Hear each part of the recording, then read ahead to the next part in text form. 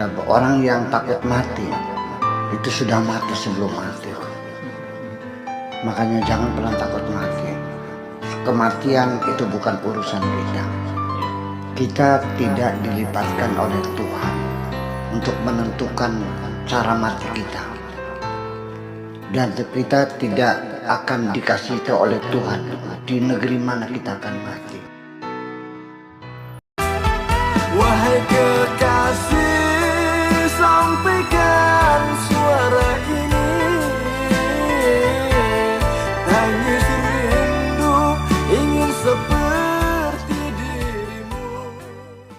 Asyhadu an la ilaha illallah wa asyhadu anna Muhammadar Rasulullah. Allahumma salli ala sayyidina Muhammadin wa ala alihi wa sahabatihi asma'in ma ba'd. Halaman mana?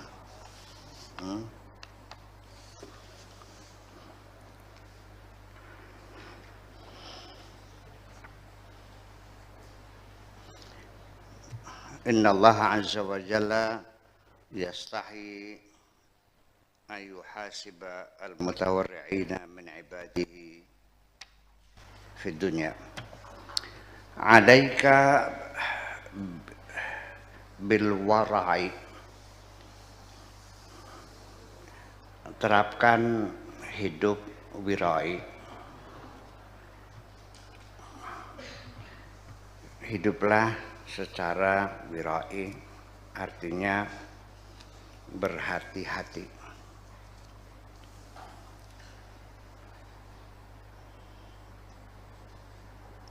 Wa illa fadkhadlanu fi rabtika, kalau tidak nanti engkau akan mengalami kekecewaan di dalam hidupmu. Tawarra fi tasarrufika fid dunya, berhati-hatilah dalam tindakanmu selama di dunia ini.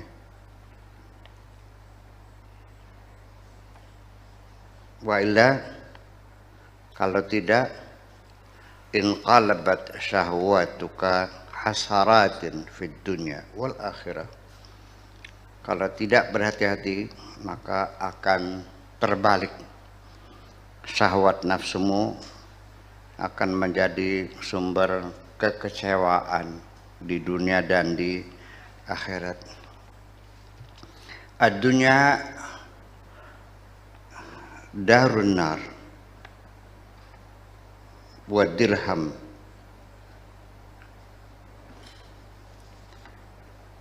dunia adalah tempat yang panas. Wa dirham darul ham, dan dirham adalah darul ham, yang uang itu adalah tempatnya kesulitan. La siyama idza akhadtahuma min wajhin haramin wa saraftahuma fi wajhin haram, apalagi kalau engkau mendapatkan dunia itu dengan cara yang haram lalu digunakannya untuk yang haram. Sudah uangnya hasil korupsi, dipakainya buat melacur. Iya. Dapatnya ngerampok, dihabiskannya buat mabok. Dan itu bukan katanya, di depan mata kita sendiri melihat. Qadan yubayyinu laka hadha alladhi aqulu al-yawm, besok akan menjadi nyata bagi kamu apa yang aku katakan hari ini. Anta a'ma wa asam, engkau akan menjadi buta dan menjadi tuli. Qala Nabi sallallahu ta'ala alaihi wasallam, hubbu syai'i yu'mi wa yusim, mencintai sesuatu akan membuat engkau menjadi buta dan tuli. Arri qalbaka, telanjangilah hatimu. Bertelanjanglah hatimu. Minat dunia, dari dunia. Artinya lepaskan hatimu dari keterkaitan di dunia ini. Maksudnya dari ketergantungan dengan dunia ini. Wa aj'ahu, dan laparkanlah hatimu. Wa admi'hu, dan dahagakanlah hatimu. Hatta yaksuhul haqqu azza wa jalla, sampai nanti setelah hatimu kau telanjangi, kau laparkan, kau dahagakan, nanti Allah yang akan memberi pakaian kepada hatimu. Wa yut'imhu, dan Allah yang akan memberi minum hatimu.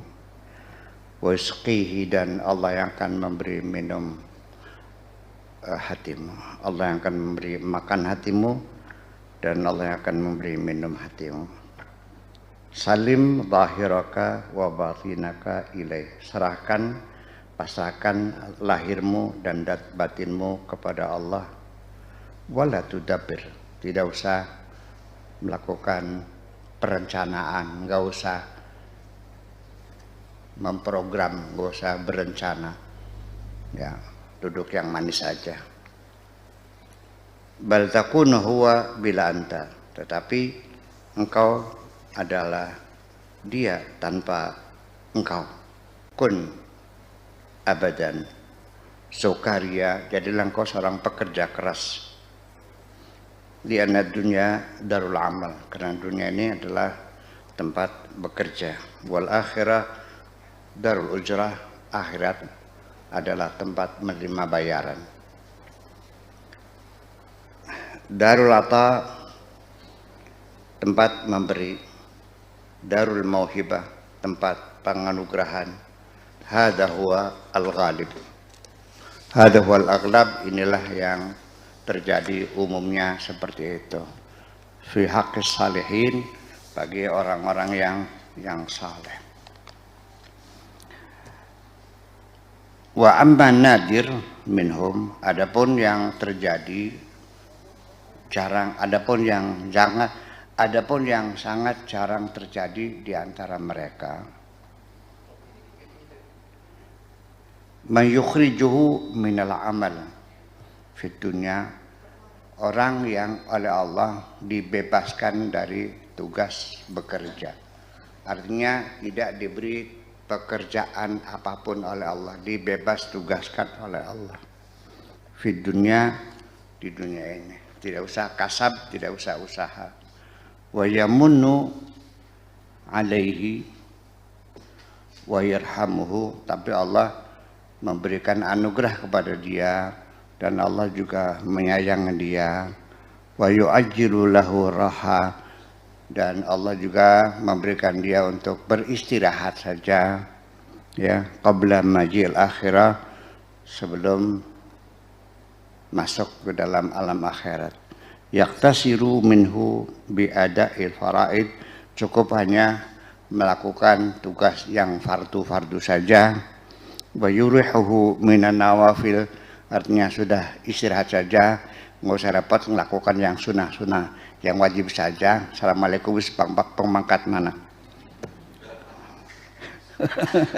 Fa indal farda la yusqitu fi sa'il ahwal, karena kewajiban fardu itu tidak membatalkan tugas yang lain. Wal maqamat, dan maqam yang lain. Wa hadza fi haqqi ahadi afradin min ibadillah, ini hanya untuk beberapa orang saja di antara hamba Allah aja, ya, termasuk Haji Syihab.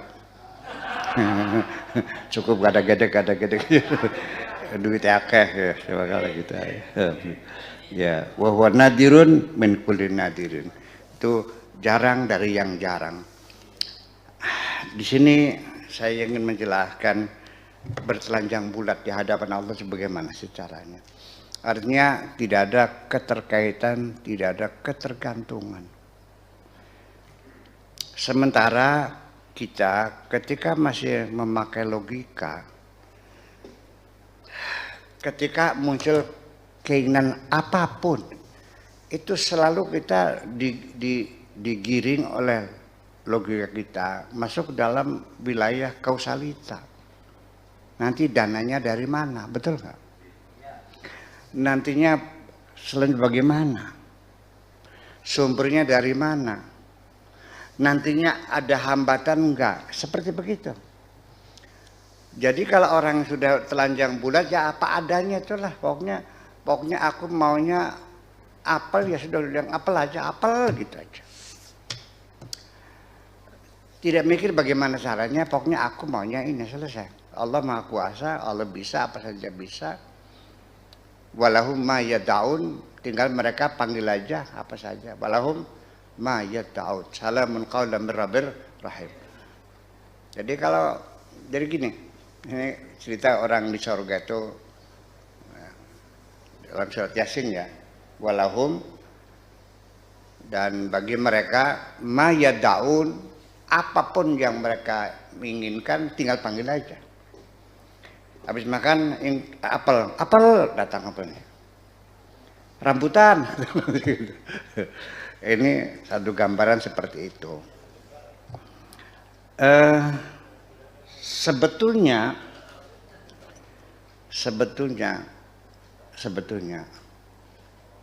itu pikiran kita. Tapi dalam realita yang sesungguhnya yang kita jalan sehari-hari, itu seringkali secara tidak sadar itu tidak melalui proses kausalita. Sekarang Kang Ubed hadir di dunia kan? Alasannya apa? Nah, apa yang menyebabkan Anda bisa lahir di dunia? Tidak terjawab kan? Betul nggak? Apakah ibumu menghendaki engkau lahir di dunia? Apakah bapakmu merencanakan ingin melahirkan dirimu? Apakah hari lahirmu itu sesuai dengan kemufakatan ibu dan bapakmu? Apakah engkau jadilah ke atas pilihanmu? Ketika nanti mati pun, apakah ada yang menanyakan, apa engkau ingin mati ditembak?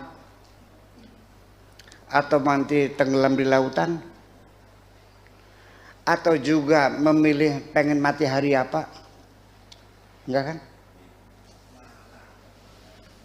Ini teorinya begini, prakteknya begini. Pernah nggak ada kena dapat cilaka kesandung jatuh? Direncanakan nggak? Enggak. Jadi artinya bahwa di mana hukum kausalita yang kita yakini proses kejadian dengan kehidupan yang kita jalan sehari-hari. Jadi ternyata sebetulnya apakah kita lahir ini secara sporadis atau memang terprogram?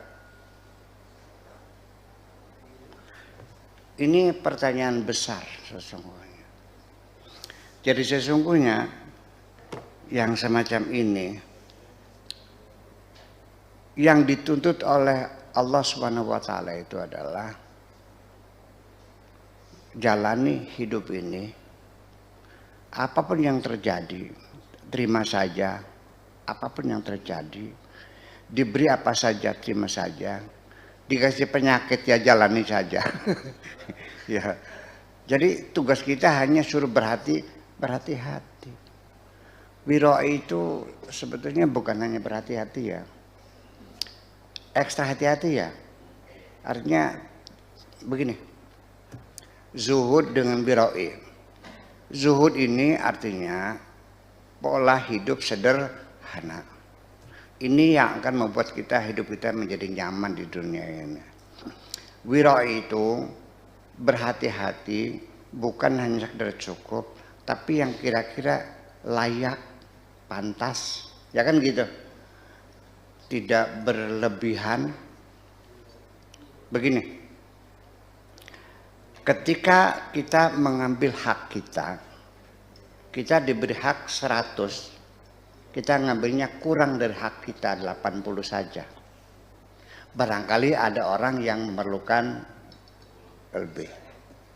Tetapi ketika kita memberi orang lain, kemampuan kita 100, kita mencoba untuk memberi lebih dari 100. Ada orang butuh 100, saya punya 100, ya kan, saya kasih tambahan sekalipun dalam ngutang 20. Ya itu. Kenapa zuhud itu membuat kita nyaman? Sebagaimanapun juga kehidupan yang berlebihan, berfoya-foya mewah itu melelahkan sesungguhnya. Saya mau nanya, Kang Ubed punya bajunya berapa losin?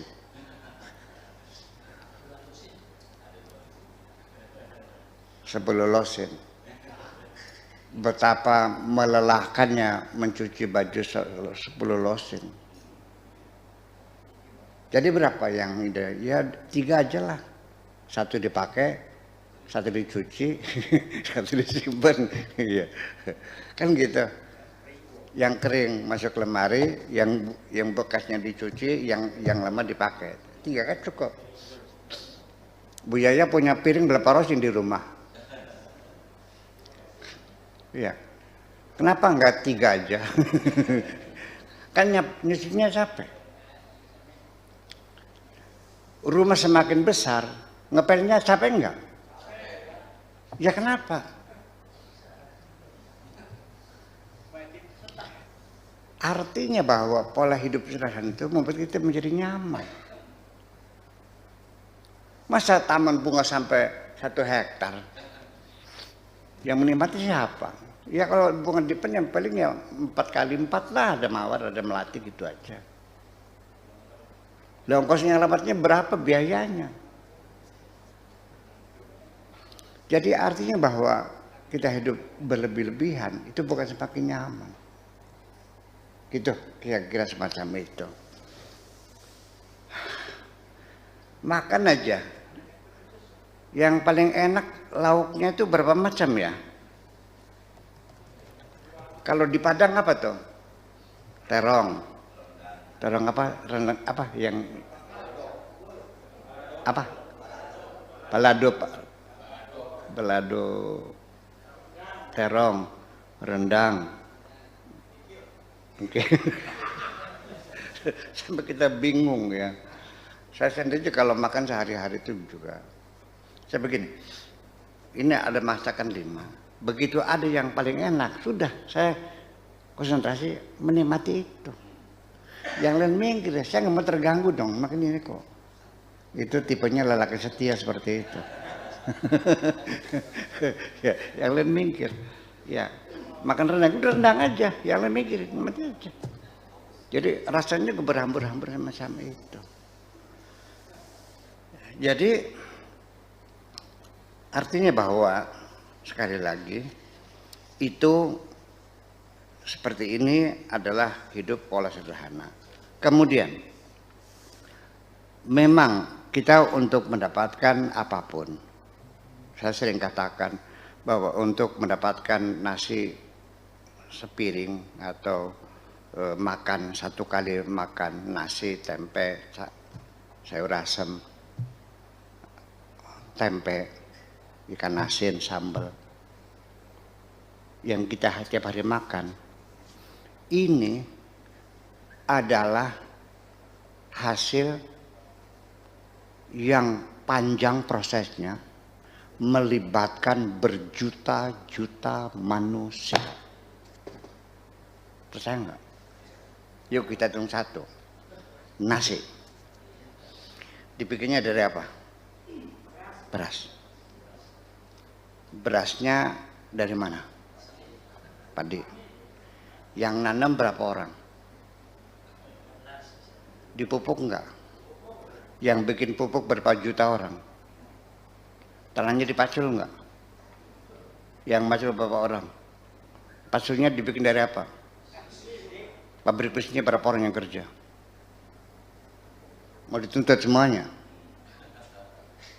Piringnya dari kuarsa. Yang menggalinya berapa orang? Pabriknya berapa orang? Yang dagangnya berapa orang? Paham nggak? Artinya memang sangat melelahkan. Ya seperti itulah, tidak bisa dihindari. Jadi omong kosong orang mengatakan aku bisa sendirian. Omong kosong, nggak bisa. Nah itu.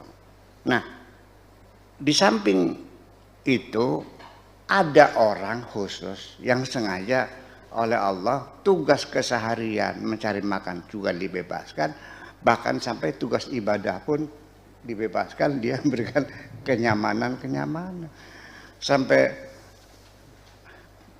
nggak dituntut untuk sholat sunnah kok. Assalamualaikum ya udah. Seperti Syaikhul Hasan Asaduli itu kan ditanya oleh muridnya, Pak Kiai, sampai kan waliullah, orang salaman nyium tangan semua para wali, artinya tingkat kewalian begitu tinggi, tapi kok salatnya biasa-biasa aja, nggak sunnah lagi, assalamualaikum, bang aja, nggak kaji siap tadi kan, la ilaha illallah, la ilaha illallah. Tasbih juga nggak ada, kok biasa-biasa aja. Yang lain tuh zikirnya lama-lama. Lalu dia mengatakan bahwa ibadatul qulub khairun min ibadatil jawarih. Ibadah hati itu lebih mahal, lebih hebat daripada ibadah fisik. Kerja otak lebih hebat dari kerja otot. Kalau tukang macul kerjanya otot, sehari berapa? 50.000. Yang kerjanya pakai otak, ya high skill, intelektual, berapa sebulan bayarnya? 1 miliar. Duduknya ringan kok. Ruangannya pakai AC. Ya itu. Ya kenapa kamu cari kerja kasar? Salah siapa? Lah ya itulah makanya. Jadi dikiranya berebut pahala itu ya tidak strategis gitu. Ya hanya dapat capeknya aja, bayarannya kecil. Itu. Nah, tetapi sekalipun kelihatannya santai, tetapi sesungguhnya mereka beribadah dengan hati mereka. Ya kan gitu. Sambil waspada. Lalu untuk kecukupan sehari gimana? Ya udah nggak usah mikir. Nah, orang yang semacam inilah yang disebut dengan makom tajrid.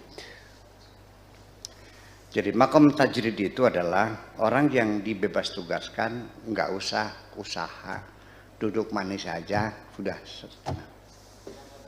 Ada lagi makomnya makom kasab, kudu kengelan. Kamu harus susah, harus kerja, harus banting tulang, harus peras keringat.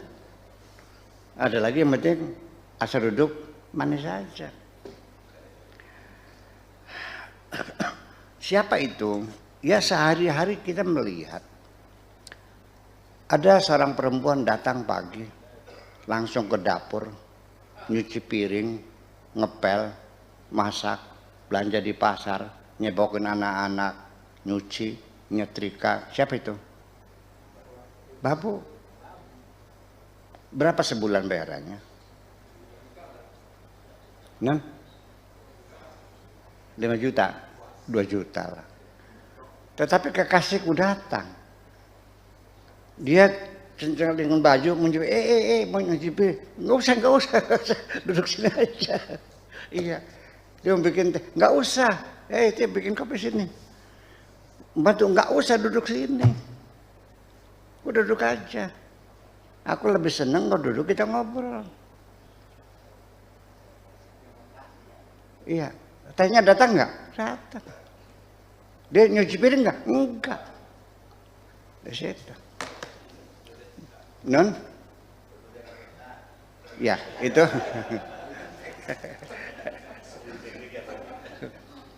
Tapi ini jarang ya. Dan juga nggak usah ditiru. Jadi kalau niru itu yang banyak terjadi. Kalau yang jarang terjadi, nggak usah ditiru. Nah, lalu ketentuan selanjutnya, apabila engkau sudah ditentukan oleh Allah sebagai maqam kasab, harus kerja keras. Terimalah sebagai pekerja keras. Yang penting kerja, selesai. Berkeringat, ya, jemur punggung di matahari. Itulah tugasmu, selesai.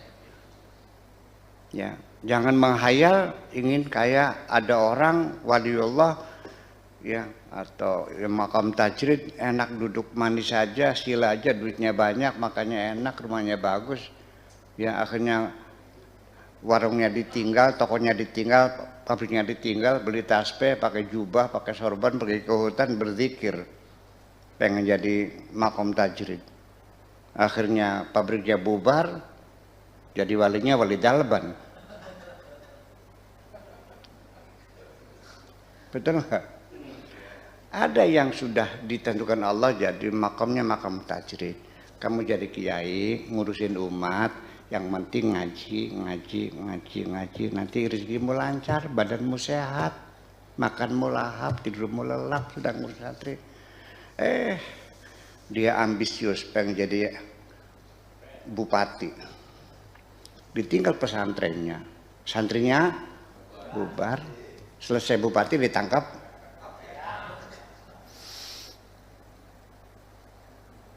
Ya kan?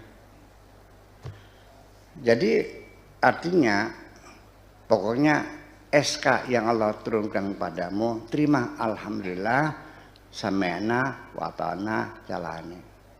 Jangan ada keinginan minta dimutasi. Dan jangan pernah memutasikan dirimu sendiri, kecuali Allah yang memutasi. Paham Pak Rahmat? Iya, jadi ya sebab nanti kedua-duanya juga sama pada akhirnya mah. Kalau kita sudah ikhlas ridho menerima apapun ketentuannya, ya sudah alhamdulillah. Cuma godanya begini kadang-kadang tuh. Bagi orang yang sudah dikasih makam tajrid, ya kan gitu, dia sebagai stakeholder lah, sebagai tokoh masyarakat terhormat, yang sudah banyak pengalaman, ya orangnya saleh, menjadi panutan, tinggal bimbing umat saja kan gitu ya. Oleh Allah diberi rezekinya, diberi kecukupan. Kadang-kadang setannya menggodanya gini, ngapain lo mengharap pemberian orang, gitu, bilangnya tuh. Itu kan toma. Bagaimanapun harus ada pantas-pantasnya. Nanti kan berdasarkan nyupang begini. Begitu cara setan menggodanya tuh. Terus diolah. Iya. Akhirnya lama-lama timbullah syahwatnya untuk usahanya itu kan mulai kan gitu. Rumahnya disertifikat, pinjam di bank kan gitu akhirnya. Ya, akhirnya tugas dia sebagai pembimbing umat ditinggalkan, usahanya bangkrut. Iya. Orang yang kaya raya, mobilnya banyak, rumahnya bagus, perusahaannya maju, juga sama digoda juga. Tuh lihat Kanji Syihab tuh, santai aja, sila aja duitnya banyak. Ya kan badannya sehat. Kamu muter-muter kayak kitiran gitu gimana sih? Kan enak tuh. Anak istri berkumpul di rumah.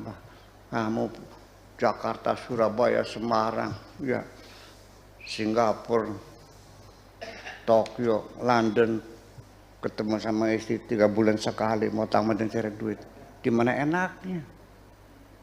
Disuruh juga kan gitu. Jadi ke depan ya sudahlah, apapun SK yang Allah turunkan kepadamu, yang penting kan gini, siap menerima apapun keputusan Tuhan itu, ya.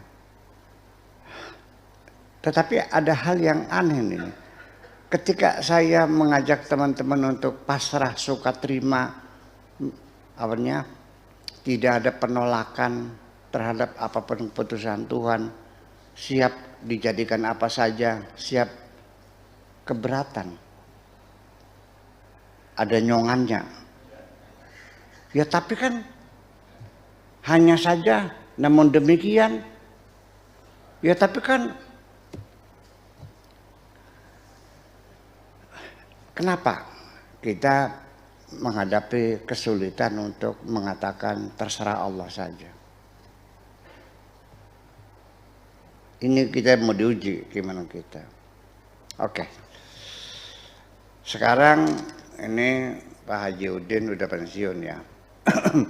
Dulu waktu masih belum pensiun, kan ada tour of duty, ada mutasi, perputaran jabatan. Dipanggil oleh kepala dinas. Pak Judin, ini kita masih diputer nih. Mau di mana, SMP mana tugasnya, di Majalengka, di Sumberjaya, di Bongas, apa di sana di Kadipaten. Beliau mengatakan terserah kebijakan Bapak saja, saya siap ditempatkan di mana. Kamu kontrak kepada sesama manusia, siap ditempatkan di mana saja, tapi engkau tidak mau menaikkan kontrak dengan Tuhan. Kekasih